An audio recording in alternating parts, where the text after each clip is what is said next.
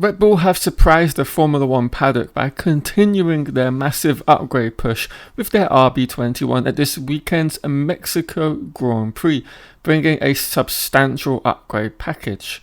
Now, this upgrade package is of course being used to claw back the massive gap that they had at one point, which is now down to just 40 points in the Drivers' Championship.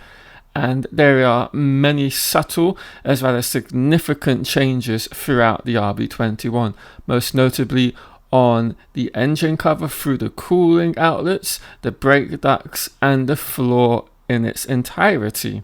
Now, they are doing this for a number of different reasons, these upgrades on the RB21. Then those are to improve the amount of load generated, but even more importantly than that, improving upon the load through all of the corners.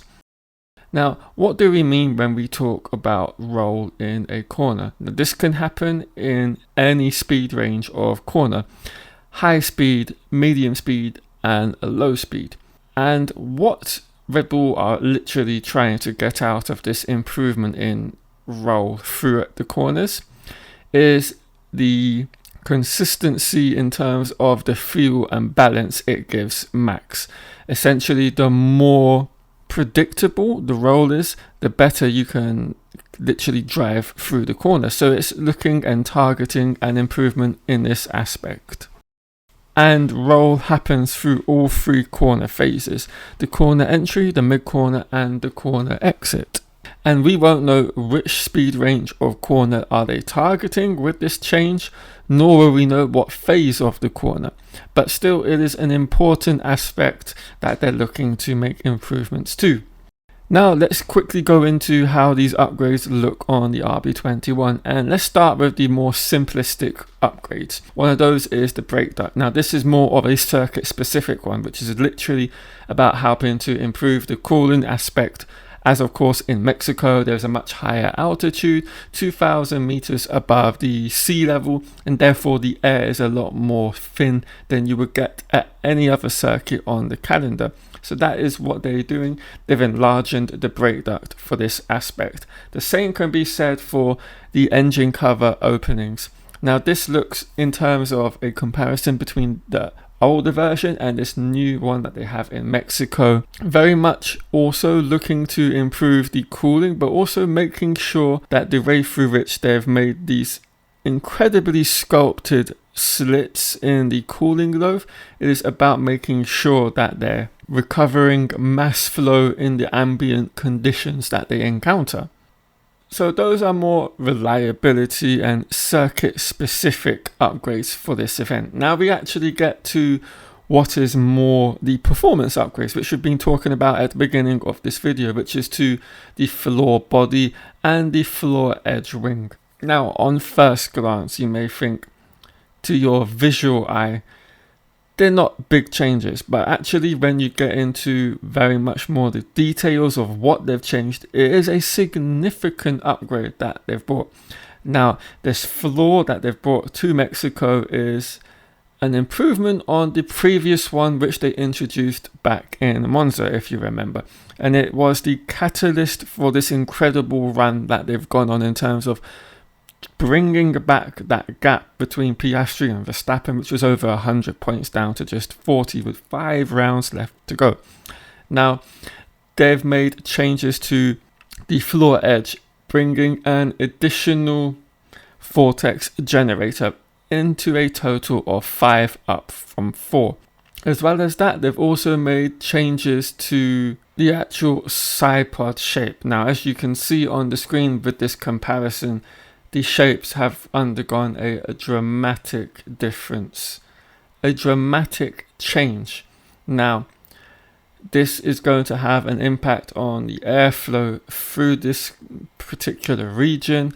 Of course, this is all looking to make improvements to the load and, of course, the roll through the corners.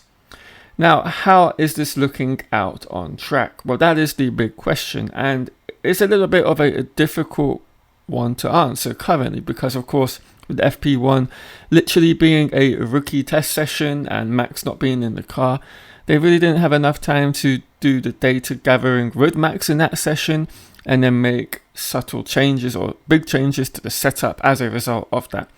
And also there's secondary factors to that one, and that is the track in itself was still in a state of greenness, not giving up a lot of grip on the medium tyre, which is the one Max did his race simulation on. And if we look at the average lap time from Max and all of the other drivers in and around that particular point in FP2, they were all lapping at a similar race pace. That was whether you were looking at Red Bull, Mercedes, Ferrari.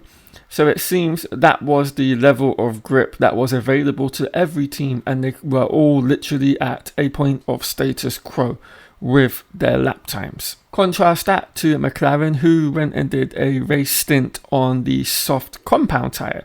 That yielded far more grip, and the average lap time in their race stint with Lando Norris being even, I believe, 6 to 8 tenths quicker than that of his teammate Oscar Piastri, doing a very similar thing.